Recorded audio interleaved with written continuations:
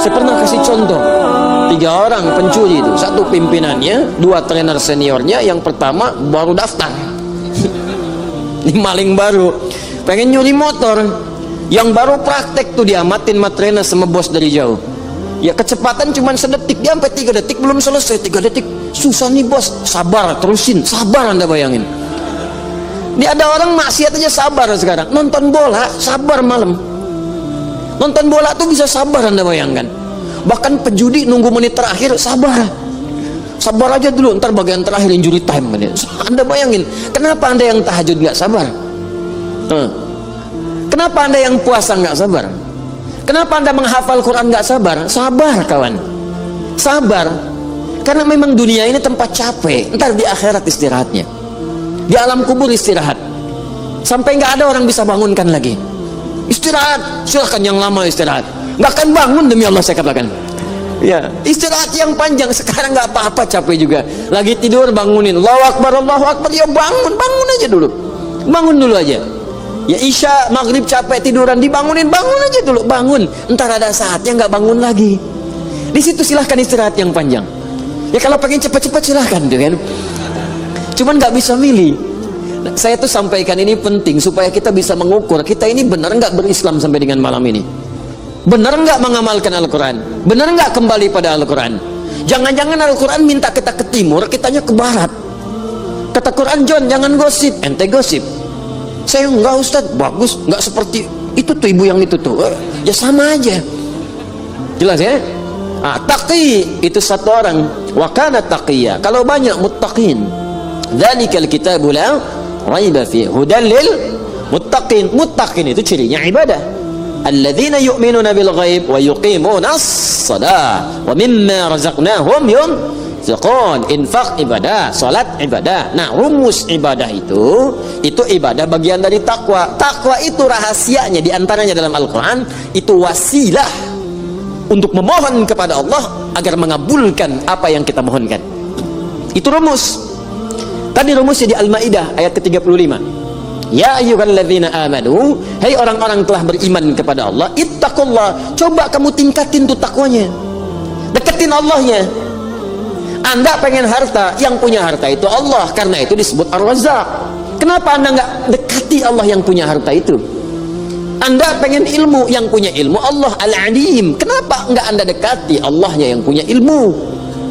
Kan rumusnya begitu. Orang yang punya kita dekati supaya dapat bagian dari apa yang ia punya. Allah punya segalanya, dekati pemiliknya supaya ia membuka kepada Anda segala pintu kemudahan dia. Bagaimana jalan mendekat kepada Allah? Ittaqullah, tingkatkan takwa ibadah.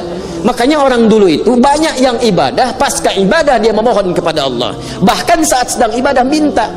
Itu Nabi Zakaria kan punya anak Yahya, minta dalam ibadah. Belum selesai ibadah udah dikabul. Quran surah ke berapa? 3 ayat ke 38. Minta tuh, minta keturunan dalam sholat. Anda bayangkan. Ya hunalika da'a Zakaria rabbah. Di mihrab itu Nabi Zakaria bermohon kepada Allah Rabbnya. Qala rabbi habli min ladunka dzurriyyatan thayyibah innaka sami'ud du'a. Ya Allah, mereka berkata aku nggak mungkin punya keturunan karena mereka melihat istriku punya keterbatasan.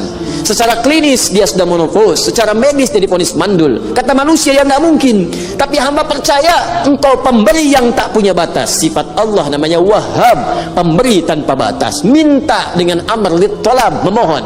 Habli, mohon ya Allah, anugerahkan kepadaku dari sifatmu yang tak punya batas. Dzurriyyatan thayyibah min ladunka, dari sisimu saja. Saya percaya kepadamu, orang lain sudah nggak saya dengar ya Allah. Itu rumus dari Quran. Kalau ada orang menghukumi Anda dengan sesuatu terbatas, ini udah nggak bisa Pak, ini nggak mungkin Pak, ini mustahil Bu. Kalau ada kalimat itu tanda pertama dari Allah. Tinggalkan pendapat manusia, segera cari amalan mendekat kepada Allah, karena Allah memberi kabar gembira ingin mengabulkan langsung kepada Anda tanpa perantara manusia. Itu cara bacanya. Cuma mesti yakin, karena kaidahnya dibuat dengan la raiba fi. Kalau Anda nggak yakin, sedikit hanya ragu, nggak akan dapat. Mesti yakin, full keyakinan dalam hati kita, full keyakinan. Kalau sudah full, dapat. Makanya ketika Nabi Zakaria memohon dengan penuh keyakinan dalam salatnya, innaka sami'ud du'a, engkau pasti, pakai inna tuh, Inna itu kan kalau di ilmu nahwu kita ngaji, inna harfu nasbin wa tawqidin tansibul isma wa tarfa'ul khabara mabniun 'alal fathi la mahalla lahu min al-i'rabi. Paham? Tidak. Nah, inna harfu nasbin wa tawqidin. Inna itu huruf yang menunjukkan makna nasab. Nasab itu kalau harakat fathah harakatnya. Tapi di ilmu bahasa nasab itu menancapkan sesuatu dengan kuat. Nasabar rajulu asahu 'alal ardi. Seorang menancapkan tongkatnya dengan kuat di tanah. Bum. Sehingga sulit untuk dicabut. Sulit. Nasaba namanya. Jadi kalau ada kalimat dibuka dengan inna, itu mesti tancapkan dalam hati kita dengan kuat. Jangan ragu. Makanya orang Arab kalau ingin meyakinkan sesuatu pakai inna di depannya. Ya. Huwa ya'ti hadzal masa. Orang itu akan datang sore ini. Ah, masa? Kif? Gimana? Innahu ya'ti hadzal masa.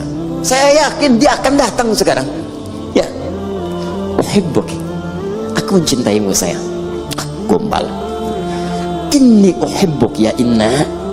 Sungguh inna, aku mencintaimu. Namanya inna misalnya. Ya. Inna, ini sungguh aku. Inni uhibbuk ya ummi. Saya mencintaimu ibu. Inni uhibbuk ya abi. Aku mencintaimu ayah. Fa idza ihfadal Quran. Kalau engkau cinta denganku ya anakku, hafalkan Quran supaya engkau berikan mahkota padaku di hari kiamat. La ahtaju bi fararika wala bi lamborghinika wala bi lamborghituka wa innani asyaqqu hubban wa ashtaqu mahabbatan lil husul tajil Quran.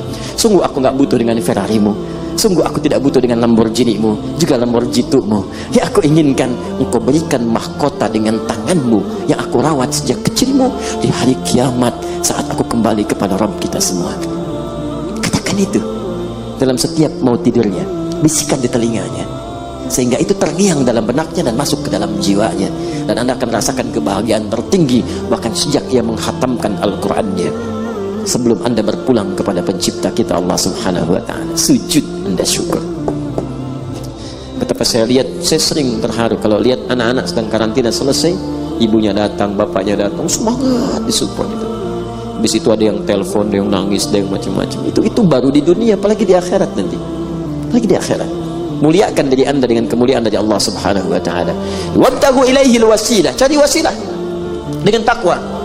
Saya sering dapatkan nih banyak kertas masuk, mungkin ribuan kertas masuk itu. Masuk. Masalah semua. Masalah semua. Jadi, ya saya ini memang objek masalah. datang. Alhamdulillah. Memang tugasnya begitu. Ya kalau nggak mau begitu jangan jadi ustaz gitu kan. Datang, cuman persoalannya Anda ini kebanyakan belum mendekat kepada Allah. Ya kuncinya kan sederhana, dekati dulu Allahnya, yakinkan pada diri kita. Salah satunya apa? Dengan ibadah. Makanya ibadahnya maksimalkan. Begitu maksimal, pasca ibadah doa, biasakan berdoa. Doa. Nabi itu berdoa. Pasca salat itu berdoa, Allahumma inni as'aluka ilman nafi'a wa rizqan thayyiba wa amalan mutaqabbala. Doa. Habis zikir doa. Kalau sedang gelisah doa, minimal sebut nama Allah. Kata Allah, fadhkuruni. Quran surah kedua ayat 152. Ya paling kanan sebelah bawah. Sebut aku. Sebut aja dulu. Siapa? Bagaimana aku menyebutmu ya Allah? Di tafsir di Quran surah 17 ayat 110. Kulir Allah. Paling singkat sebut nama Allah. Ya Allah, ya Allah, ya Allah. Coba biasakan nih. Saya juga sama mempraktikkan. Guru-guru saya menyampaikan. Kalau sedang dibisikin pikiran buruk, orang maksiat mau tobat, ada pikiran-pikiran buruk, dorongan-dorongan keburukan, prasangka buruk, ingin berbuat maksiat, sebut dalam hati kita, latihan. Ya Allah, ya Allah, ya Allah, ya Allah, ya Allah, ya Allah, Yal Qahar, Yal Qahar, Yal Qahar, Yal Qahar 181 kali. Nah, itu zikir tuh. Ada ijazahnya tuh, ya. Ya Allah, ya Allah, ya Allah, ya Allah, Yal Qahar, Yal Qahar, Yal Qahar 181 kali. Minta sampai zikir itu menguasai hati kita. Kalau sudah menguasai hati ini, maksiat akan keluar. Karena orang kalau sudah ingat dengan Allah, gak akan pernah ingat dengan maksiat. Orang kalau sudah ingat dengan Allah, maka yang buruk keluar. Ini kebanyakan orang berbuat maksiat itu karena gak ingat Allah. Kalau koruptor ingat Allah, gak akan korupsi. Kalau pencuri ingat Allah, gak akan mencuri. Gak ada orang mencuri pakai bismillah. Bismillahirrahmanirrahim, kotak infak nih supaya sah di masjid gitu kan, gak bisa. Semua pasti. Kalau ingat Allah itu mustahil. Kalau ingat itu berarti ingat dosa, ingat pahala. Kalau dosa neraka, pahala surga. Dan surga terbesar, maksudnya pahala yang paling besar diberikan adalah ketika salah satunya di antara yang sekian banyak, pahala itu paling banyak ketika orang terdorong maksiat kemudian dia menghentikan dan menjauhinya. Itu pahalanya banyak banget tuh.